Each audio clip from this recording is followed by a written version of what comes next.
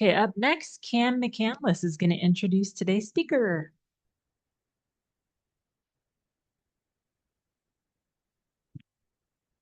Good afternoon again. I am so pleased again to introduce Leona.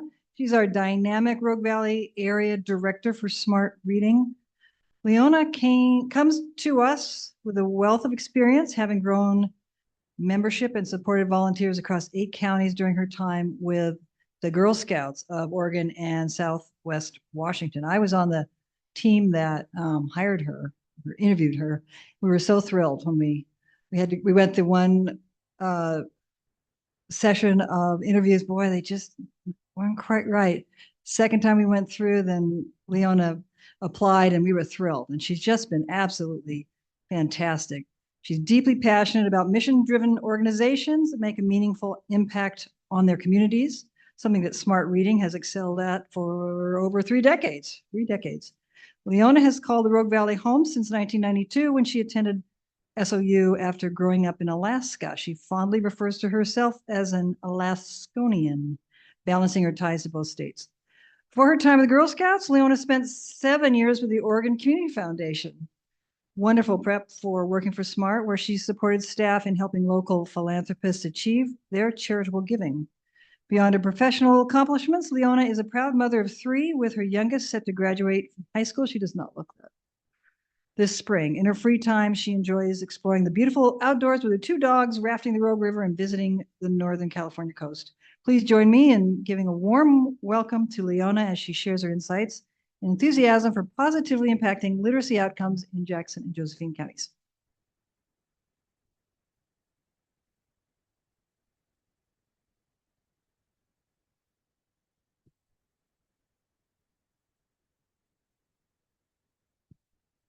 Have all kinds of stuff. I need glasses and a timer. I don't want to take up too much of your time. Thank you so much for that introduction, Cam. I groomed my eyebrows today to give myself some confidence. So hopefully that works. But it helps to know I'm among friends, and several supporters of Smart Reading are in the room, and I really appreciate that. And thank you. Today, I'm going to be talking about the state of reading. We'll talk about Oregon's literacy crisis and how SMART is helping. Which way do I point this to make anyway, okay. As Cam said, my name is Leona and I'm the area director of SMART in the Rogue Valley. I really appreciate you all having me here today. So with that, we'll get started. Today, we will talk about we'll dive into an important set of topics for anyone who's invested in the future of kids and their literacy success. I'm going to kick us off by sharing a bit about SMART and providing an overview of the state of reading in Oregon. Then I'll explain why SMART focuses on book access and reading time as our 2 key strategies. Next, I'll provide an overview of science-based reading, which has been making headlines in Oregon and nationally. I'll break it down for you and give you a sneak peek of the enhanced volunteer training we rolled out this fall. And finally, I'll share a few ways you can get involved with SMART or deepen your involvement. My hope is that you'll leave this conversation feeling more informed about the serious challenge facing our state when it comes to early literacy, and that you'll feel hopeful and empowered about the work SMART and others are doing to ensure kids have the resources they need to succeed. So with that, we'll get started. I don't know which way to look to see if my slide transferred. So as many of you here today know, Smart Reading is an award-winning children's literacy nonprofit with a mission to spark joy and opportunity through the magic of a shared book. Our vision is an Oregon where all children can realize their full potential through reading. Since our inception 32 years ago, we have served more than 396,000 children, given away over 4.5 million books. More than 147,000 volunteers have logged 4.5 million hours reading with children across the state. And here in the Rogue Valley, we made a significant impact during last school year, serving 846 students across 26 sites, supported by 274 dedicated volunteers who contributed 5,877 hours. and distributed 8,300 high-quality inclusive books to children in the region. We have always been focused on helping kids develop their reading skills and foster a love of reading. For us, the two are intertwined. When kids have positive experiences with reading, they're more likely to read and more likely to hone the skill. And when they have the instruction and support they need to become strong readers, they get to have the fun and exhilarating feeling of successfully mastering a new skill. And I got to witness that joy with students that I read with at Kennedy Elementary with Paul last year. They worked so hard and were so excited when they could pronounce a word or when they could read a sentence or even just identify photos in the book or pictures in the book. It's a lot of fun. If you have the chance, I think I highly recommend it. Go. Literacy is a fundamental skill for kids that opens the door to opportunity in school and beyond. And third grade is widely recognized as a pivotal moment because it's when kids are expected to transition from learning to read to reading to learn. In other words, teachers are doing a lot less reading instruction in third grade, and kids need to be proficient readers in order to access the class material. Research shows that kids who are not reading proficiently by the end of third grade are 4 times less likely to graduate from high school. And if those same students are impacted by poverty, that number jumps to 16 times less likely to graduate from high school. The importance of this milestone is why we focus the bulk of our services on pre-K to third grade, where we can help ensure kids have the early support and resources they need to succeed throughout their whole school career. So what does that look like in Oregon? Right now, 60% of third graders are not reading proficiently, and that's compared to 40% nationally. That's over 23,000 kids. Literacy rates were a concern prior to the pandemic, but the interruptions to schooling and a host of other challenges kids faced during that time significantly exacerbated the problem. And the numbers here don't tell the whole story. If you look at reading scores disaggregated by race, income, and other factors, the numbers are even more concerning. Right now, did it go? This is where it's supposed to be. Right now, only 31% of third graders from economically disadvantaged households are reading on grade level. 22% of Black and Latinx students, 20% of students with disabilities, and 8% of English language learners. These percentages are students who are meeting benchmarks. I want to pause for a moment to let those numbers sink in. I also want to be very clear. The reason that these students have lower literacy rates is not that they are any less capable, but rather that a whole host of systemic inequities have led to a situation where students from marginalized identities have access to fewer resources. The impacts of this are significant. When kids are strong readers, school is easier. And I don't just mean language arts, I mean every subject. Students are able to use reading as a tool to access material, read word problems in math, understand instructions, and more. When kids are strong readers, they're more confident in school and more likely to enjoy it. And as we know, education opens the door to so many amazing opportunities that benefit kids for their entire lives. Improving reading outcomes for kids is something educators are taking very seriously, and it's a conversation in the legislature and in the news. Our philosophy at SMART has always been that the community has a role to play in helping kids become strong readers. We can't replace the vital work of teachers, but we can step in to support and reinforce their teaching and give kids time to practice and develop their skills. The big question is what works. Over the years, there have been a variety of popular methods and curricula used to teach reading, and a hot debate over what's effective. Over the last few years, there's been a growing consensus around one particular approach, which is often referred to as the science of reading or science-based reading. We're going to spend most of the rest of our time today talking about the research behind SMART's model and how it aligns with these science-based reading strategies. So let's walk through why SMART focuses on providing kids with shared reading time and books. SMART is focused on supporting young readers through 2 specific strategies: time spent reading aloud and access to books. Both of these are known to impact overall literacy success, and they complement the reading instruction kids receive from their teachers. Here's a little snapshot of the research behind both of these strategies. When it comes to reading aloud, the benefits are innumerable. Reading aloud with children, and by that I mean you reading to them or them reading to you, supports cognitive development, language acquisition, social emotional development, increased concentration, improved imagination and creativity, and of course, greater academic success.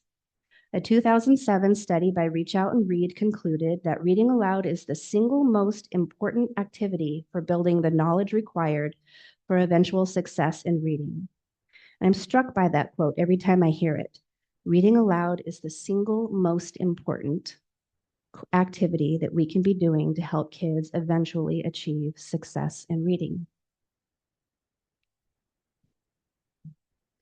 I want to highlight another study that gets into more of the specifics about how reading practice and time supports literacy growth. A 2006 study in Reading Research Quarterly found that children who are read aloud to at home develop a stronger vocabulary, more background knowledge, better expressive and receptive language abilities, and stronger phonological awareness and early literacy skills. These are all fundamental literacy skills, and by providing kids with ample practice time, reading, and being read to, we are reinforcing those skills.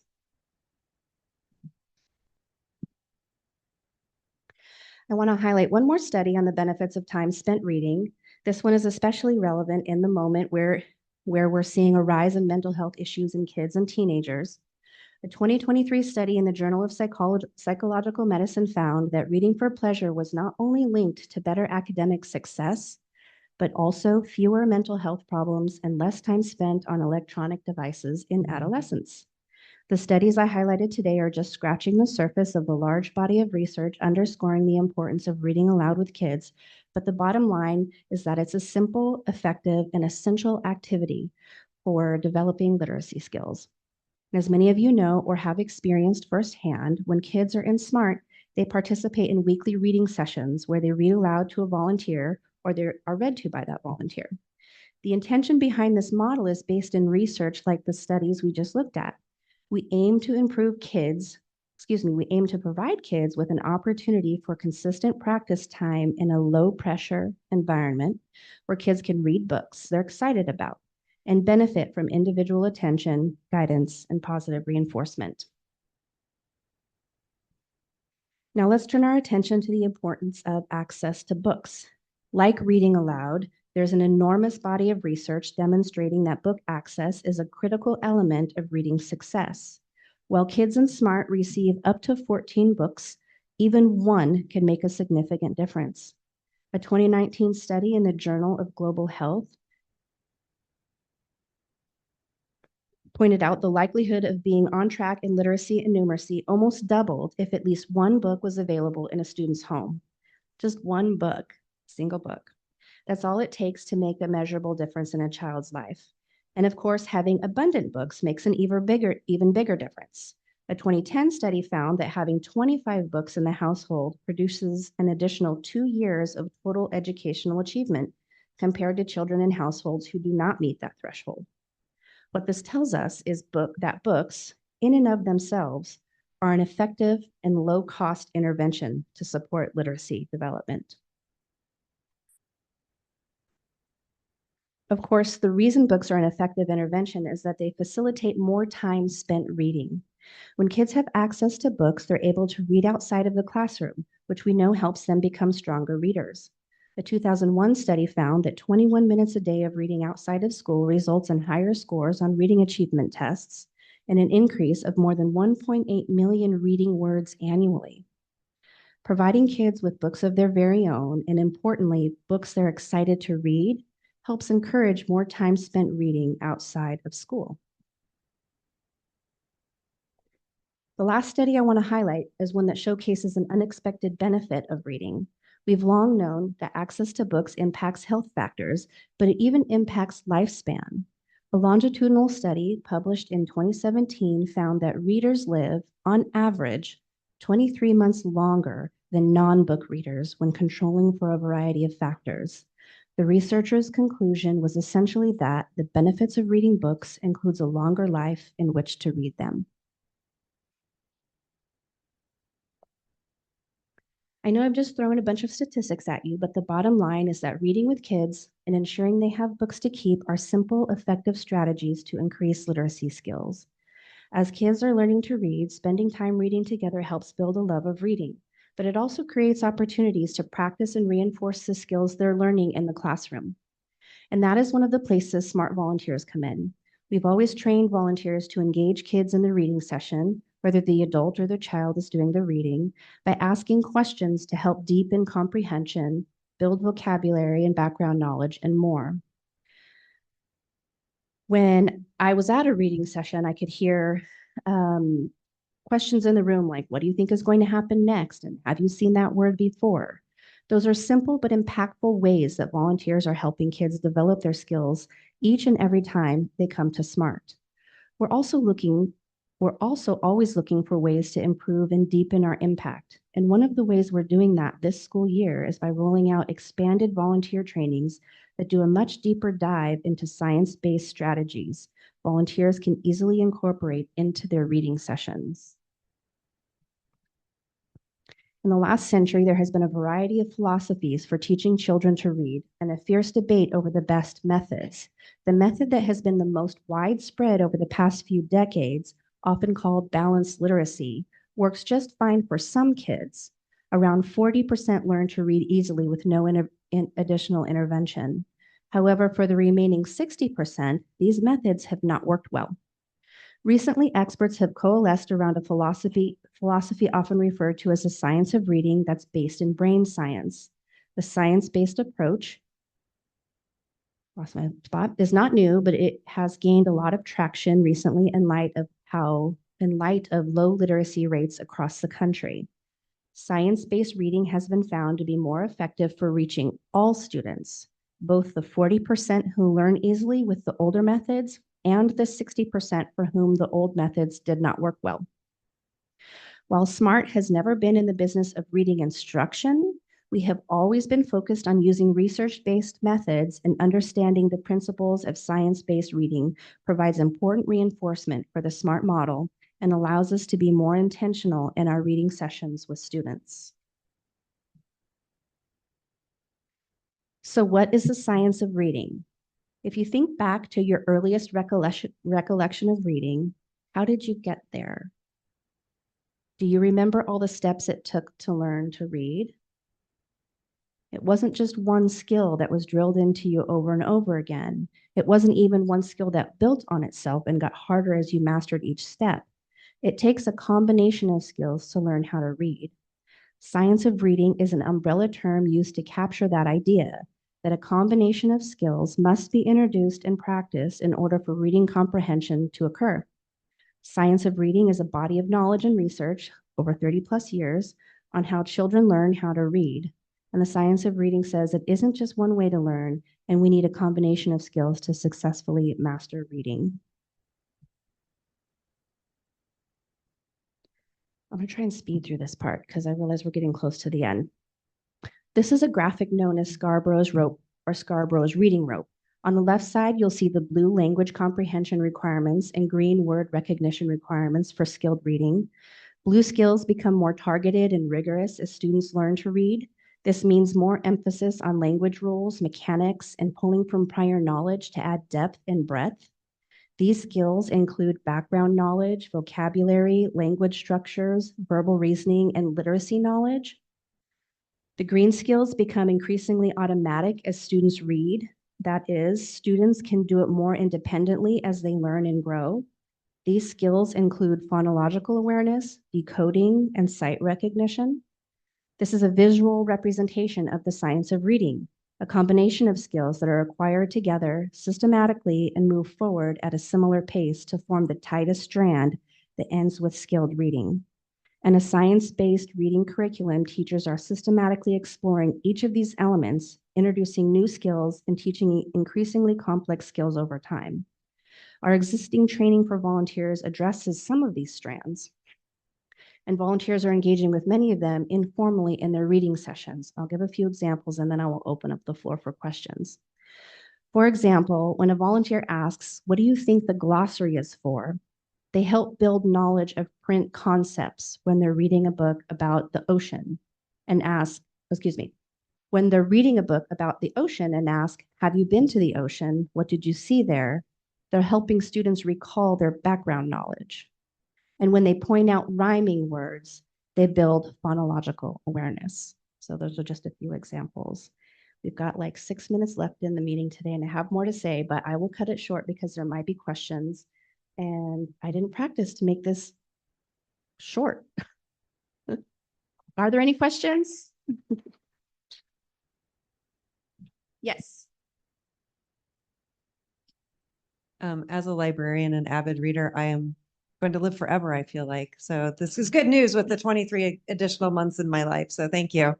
That'll be my excuse now for why I'm going home to read tonight. My question is do the school districts track students who participate in SMART versus non-participants in terms of showing the impact of students who participate being more proficient at reading level by the end of third grade? I'm not sure what the school districts are doing, but we're sending out surveys at the end of the year to the families, to the teachers, and to the volunteers, and aggregating that data. The teachers obviously are the ones where we're learning how a student has progressed in the year because of their participation in SMART. And the teachers, are they actually reporting their test score or just their impression? They're answering our questions, like have they improved their reading enjoyment? Have they improved their phonological awareness and those kinds of things? I just wanted to say, I've been a smart reader for a bazillion years. Of those 30 years, quite a few. The chairs are a little low to get up and down in anymore, but I give them my support monetarily now. But if you want to just spend an hour a week, it's half an hour with each child, 2 different kids, first kindergartners through third grade. It is so rewarding. And if your child you have the same kids through the year, you give them books and all that. And if your child isn't there and they want to ask for a volunteer to be a smart reader, all those kids' hands goes up. They want to be smart readers. They are so much fun to be with. Even I remember one year I had a little guy and he never smelled real good, but you got to know that he was coming from a home that probably would not have passed Good Housekeeping test of approval, but he loved reading and he'd lean up against me. It was just so cute. But it's just a wonderful program. If you have an hour a week to volunteer, see Leona. I can't tell you how gratifying it is. You answered my question.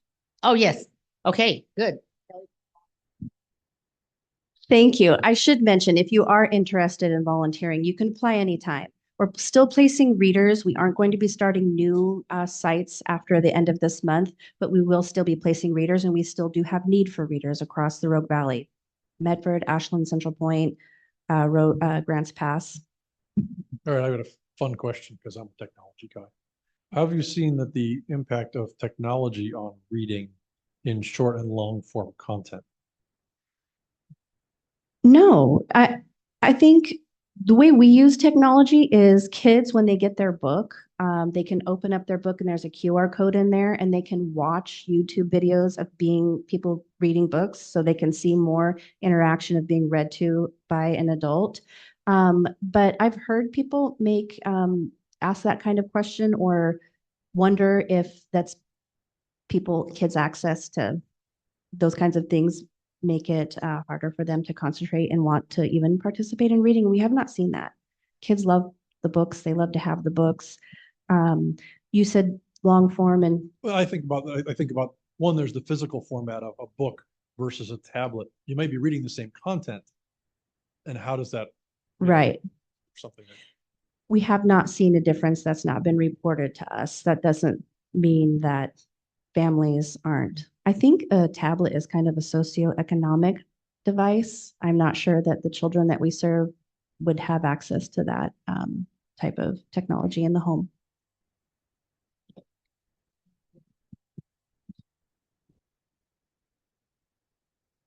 Readers I was just going to ask the readers that are struggling at third grade, like about 20% of people have dyslexia. So I would think that would be a big percentage of that. So like, how is that is there any special program for that, or does that get thought about? Because it's definitely some of the smartest people I know have dyslexia and they barely learn to read. It's like Yeah, a nightmare. it is very common. We're trusting the teachers to choose the students and place the students that they see need the help the most in our program. And if there is a scenario like that, the volunteer will be made aware. And so then the volunteer will know, what child that they're working with and are there any special steps that they might need to take.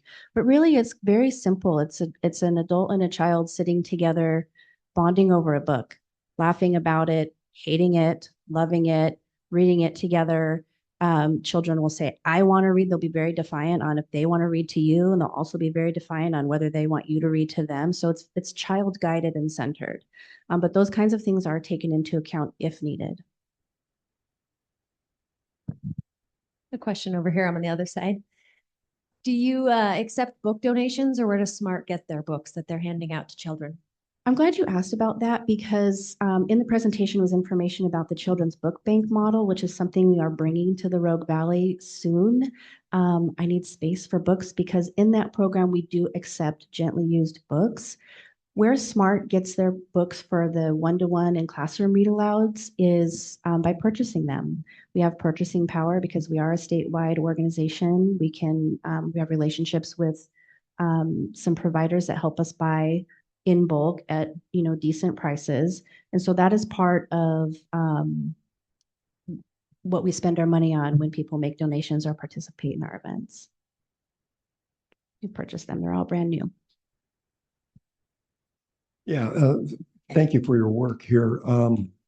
Just as a couple note here, you had a lot of statistics and facts and figures.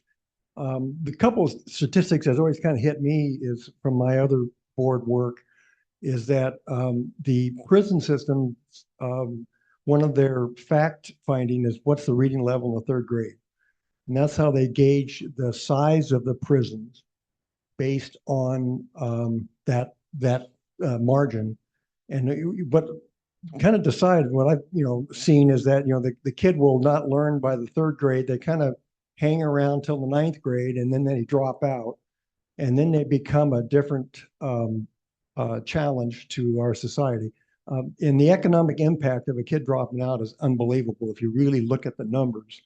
We talk about economic development; it is pale compared to a kid dropping out of school. So thank you for your work. Thank you. Appreciate that.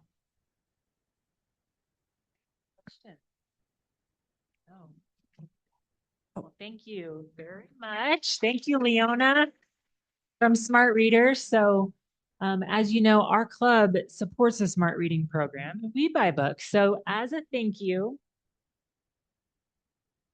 our speakers, we give this out to each speaker. We donate a book to the Smart Reading program.